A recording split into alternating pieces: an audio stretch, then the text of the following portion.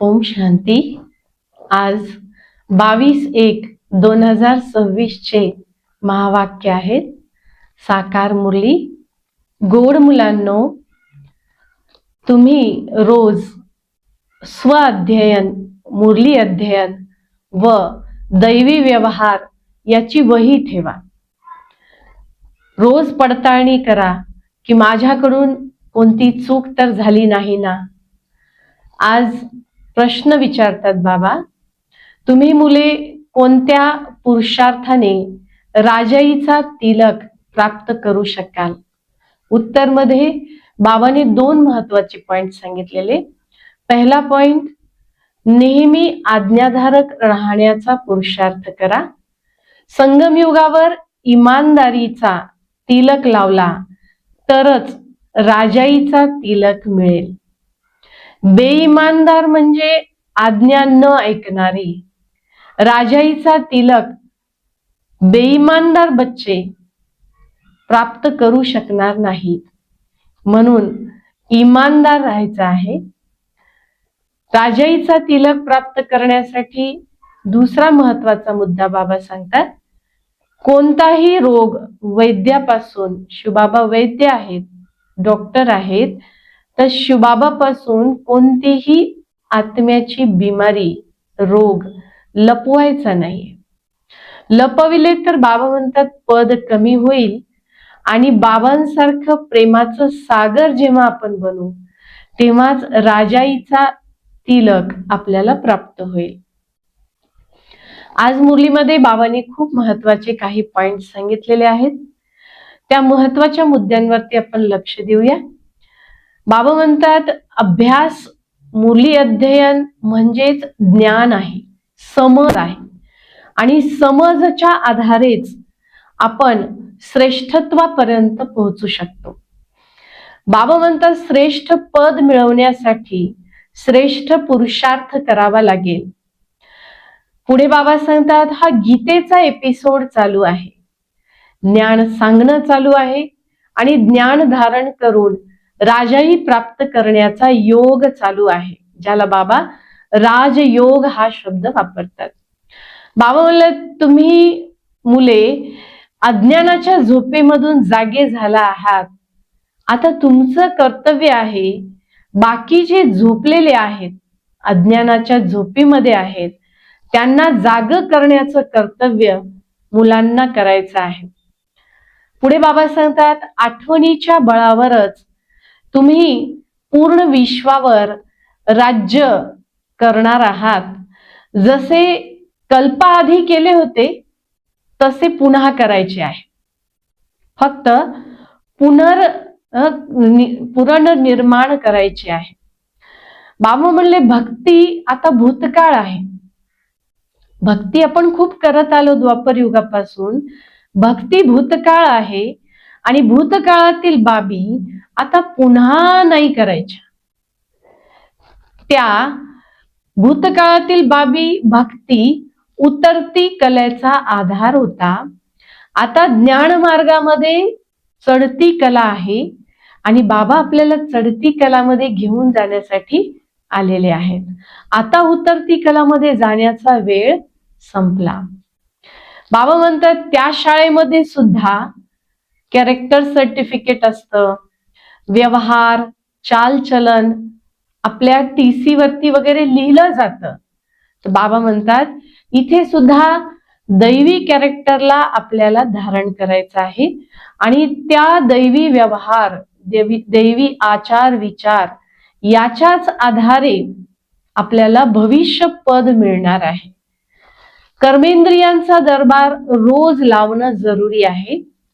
बाबा म्हणतात जेव्हा ब्रह्मा बाबा साकार मध्ये होते तर रोज रात्री कचेहेरी अर्थात रोजचा न्याय निवाडा आपल्याच कर्मेंद्रियांचा करविला जायचा आणि रोज पाहायला, पडताळणी करायला सांगायचे की आज कोणत्या कर्मेंद्रियाने आपल्याला धोका दिला, असं कोणतं कर्मेंद्रिय आहे जे वारंवार आपल्याला नाच्या खात्यामध्ये घेऊन जात आहे, वजाच्या खात्यामध्ये घेऊन जात आहे। जर खरे नाही सांगितले तर चुका वाढत जातील. कचेरीमध्ये खरं खरं सांगणं आवश्यक आहे, आणि जर आपण खरं नाही सांगितलं शिवबाबांना तर आपल्या चुका वाढत जातील आणि सोबतच दंडही वाढत जाईल. म्हणून खरे न सांगितल्यामुळे, आज्ञेचे उल्लंघन केल्यामुळे आत्म्यावरती डाग लागतात आणि त्यामुळे राजाईचा तिलक आपल्याला भेटत नाही. कारण डाग साफ करावा लागेल, मग राजाईचा तिलक भेटेल. बाबा आज मुरलीमध्ये 2 ते 3 वेळेस म्हणतात की बिमारी, रोग, वैद्यापासून, अविनाशी सर्जन शिवबाबापासून लपावू नका, कारण त्याचे लपवण्याचेही दंड पडेल. बाबा मारत तर नाहीत, पण बाबा सावधान करतात की तुमचंच पद कमी होईल, त्यामुळे तुम्ही कोणतीही गोष्ट शिवबाबापासून लपवू नका. संगम युगावर पुरुषार्थ करायचा आहे आपल्याला, घडी घडी नापास नाही व्हायचं. बाबा म्हणतात, मुलांनो जास्ती चुका करू नका आणि बाबांसमान, बाबासारखे बनण्याचा प्रयत्न करा. हा, माया खूप शक्तिशाली आहे. बाबा म्हणतात तुम्हाला माया रजिस्टर आपल्या व्यवहाराचं ठेवू देणार नाही, कारण माया आपल्याला जेलमध्ये टाकते. आणि बाबा म्हणतात की जेलमधून निघायचं असेल तर कर्मेंद्रियांवरती लक्ष द्यावं लागेल, कारण मुळातला मुख्य शिक्षक शिवबाबा आहे आणि तेच मोठा वैद्य पण आहेत, पिता पण आहेत, वैद्य पण आहेत आणि शिक्षक पण आहेत. बाबा म्हणले बाबांनाच आठवण करा, बाकी कुणालाही आठवण करू नका. बहिणजींना, दीदींना आठवण करायची गरज नाही. कोणामध्येही मोह ठेवू नका.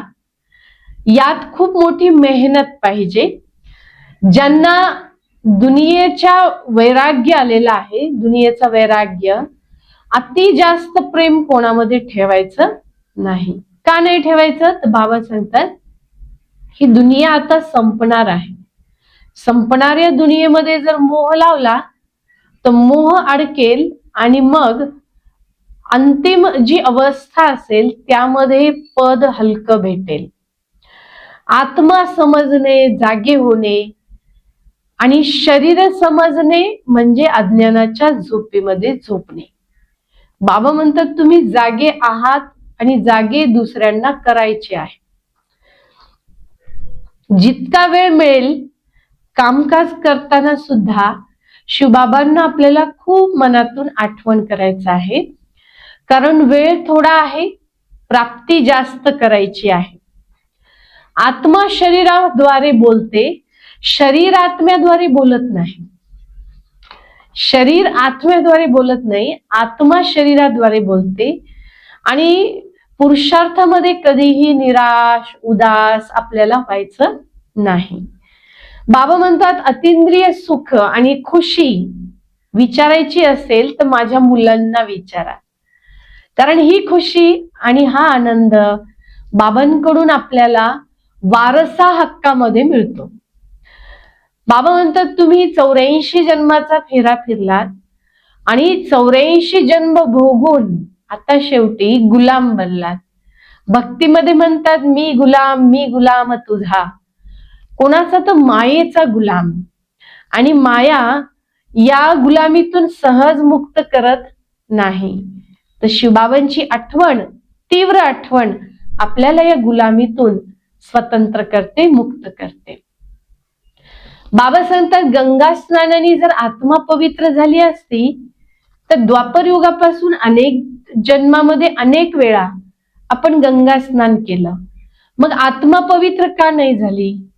कारण आत्म्याला शुद्ध करण्यासाठी गंगा स्नान नव्हे तर ज्ञानाचं स्नान जरुरी आहे. कारण स्वर्गाची राजाई प्राप्त करायची असेल तर गंगा स्नानाने भेटणार नाही. बाबा म्हणतात तुम्ही स्वतःवर दया करा. का? कारण आपण आपल्याच कर्माने आपलंच खातं वजा करतो आणि स्वतःवरच निर्दयी बनतो. बाबा म्हणतात तुम्ही दया करा, अर्थात बाबांच्या कोणत्याही आज्ञेचं उल्लंघन करू नका. देही अभिमानी बना. देह अभिमानी बनाल तर स्वतःवर अकृपा करून आपलंच नुकसान कराल. उगीच आपले पद कमी करू नका. दुनियेत अनेक भाषा आहेत. बाबांनी सेवेसाठी खूप सुंदर पॉइंट सांगितला. अनेक भाषामध्ये लिटरेचर पुस्तके आपल्याला छापायची आहेत. अनेकांना वाटायचं ज्यांची जशी भाषा आहे, बाबा म्हणले एक एक प्रत बनवा, एक एक प्रत तुम्ही एकेकाला पाठवा विविध भाषांमध्ये छापून. याशिवाय ग्रंथालयामध्ये सुद्धा या पुस्तकांना तुम्ही देऊन या आणि त्यासाठी त्यांच्याकडून पैशाची अपेक्षा करू नका. बाबा म्हटले खर्चाचा विचार करू नका. खर्च बाबांच्या भंडाऱ्यातून होईल आणि बाबांचा भंडारा भरपूर राहील, त्यामध्ये कमी पडणार नाही. म्हणून बाबांनी आज खूप सुंदर युक्ती सांगितलेली आहे की पैसे ठेवून तरी काय कराल, घरी वापस तर घेऊन जाणार नाही ना. आणि जर लौकिक घरी घेऊन जाल तर त्याचं वेगळं पाप जमा होईल. बाबांच्या यज्ञात चोरी करण्याची बुद्धी बाबा म्हणतात कोणालाही येऊ नये. बाबांच्या यज्ञात चोरी केली तर महान पापात्मा बनावं लागेल. किती अधमगती होईल. तुम्ही राजाई घ्याल आणि बाबा म्हणतात जे चोरी करतील बाबांच्या यज्ञामध्ये ते दासदासी बनतील. यज्ञामध्ये जर चोरी केली तर सतयुगात जाऊन दासदासी बनतील आणि जे खूप चांगल्या पद्धतीने सेवा करतील ते राजाई पद प्राप्त करतील आणि हे चोरी करणारे सतयुगामध्ये त्यांचे दासदासी बनतील. पुढे बाबा सांगतात क्रोध करणे हा अवगुण आहे. क्रोधामुळे चेहरा सुद्धा बदलतो आणि बाबा सांगतात जर चूप राहाल, समोरचा क्रोध करत आहे, आपण चूप राहाल, उलट उत्तर देणार नाही तर समोरचा किती वेळ क्रोध करेल, आपोआपच तोही शांत होईल. पण तुम्ही जर मुखातून बॉम्ब टाकाल, मुखातून जर अपशब्द बोलाल तर आपलेच नुकसान कराल आणि आपलेच पद भ्रष्ट कराल. म्हणून बाबा सांगतात की पापकर्म करू नका आणि जर झाले पापकर्म तर बाबांना खऱ्या खऱ्या अंतःकरणाने सांगा. तर पापकर्म बाबा म्हणतात काही कमी होईल आणि खरं सांगितल्यामुळे पापकर्म कमी होईल. उरलेलं मात्र ईश्वराच्या आठवणीने आपल्याला हलकं करायचं आहे. जे हुशार मुले आहेत त्यांचा स्वभाव गोड हवा. ते बाबांना खरं खरं बोलल्यामुळे खुश करतील आणि भगवान जर खुश झाला तर आणखीन काय पाहिजे बरं, आणखीन काय हवे. जर भगवानच आपल्यावर नाराज झाला तर बाबा म्हणतात शिक्षक पण गुरु पण तिघे पण आपल्यावर नाराज होतील. म्हणून या सर्व गोष्टीवरती आपल्याला विशेष लक्ष द्यायचं आहे. अच्छा, गोड गोड मुलांप्रती जे खूप दिवसापासून दूर झालेले येऊन भेटले अशा मुलांप्रती मातपिता बापदादांचे याद प्यार, सुप्रभात, खूप मनातून आठवण. आत्मिक पित्याची आत्मिक वडिलांना नमस्ते. आत्मिक पित्याची आत्मिक मुलांना नमस्ते आणि आत्मिक मुलांची आत्मिक पित्याला नमस्ते. शेवटी धारणेसाठी मुख्य सार प्रथम पॉइंट आहे श्रीमतावर चालून बुद्धीला स्वच्छ व पवित्र बनवायचे आहे. बाबांच्या श्रीमताला अवज्ञा करायचं नाही. क्रोधामध्ये मुखातून बॉम्ब अथवा अपशब्द काढायचे नाही, चूप राहायचे आहे. दुसरा पॉइंट मनातून बाबांची महिमा करायची आहे. जुन्या दुनियेतून आसक्ती व मोह, प्रेम, अतिप्रेम काढायचं आहे. वैरागी आणि निर्मोही बनायचं आहे. आजचं वरदान आहे आठवणीच्या आधारावर मायेच्या कचऱ्यातून दूर राहणारे सदा आनंदी भव. आनंदी भव. कोणतीही बाब गोष्ट जेव्हा समोर येते तेव्हा फक्त ती गोष्ट मनातून बाबा शब्द बोलून बाबावर सोडा. जेव्हा आपण एखादी गोष्ट बाबावर सोडू तेव्हा बाबा शब्दाची जादू अशी आहे ज्याद्वारे ती गोष्ट आपोआपच संपून जाईल. माया सर्वप्रथम बाबालाच विसरवण्याचा प्रयत्न करते. त्यामुळे मायाच्या विघ्नातून, कचऱ्यातून जर बाहेर यायचं असेल तर आठवणीच्या यात्रेमध्ये राहायचं आहे. आठवणीचं बळ जमा करायचं आहे. बाबा सांगतात, हलचलमध्ये जर आलात तर माया आणखीनच त्रास देईल. नेहमी एकच स्वभाव आपला करायचा आहे, आनंदी. आणि आनंदी कधी राहाल? जेव्हा आपल्या मनावरचं ओझं आपण बाबावरती सोडू. सुविचार आहे, पवित्रतेची धारणा आणि कर्मामध्ये आलेलं आचरण आपल्याला महान आत्मा बनवते. आजचा अव्यक्त इशारा आहे, स्वतःला बंधनातून मुक्त करण्यासाठी व्यवहार व संस्कार आपल्याला बदलायचे आहेत. बंधन टाकणारे बंधन टाकत राहतील, पण आपला व्यवहार आणि आपले संस्कार आपण मजबूत, दैवी संस्कार मजबूत ठेवाल तर निश्चितच अचल राहाल. घाबरायचं नाही, तरच आपण खऱ्या जीवनमुक्तीचा अनुभव करू शकू. ओम शांती.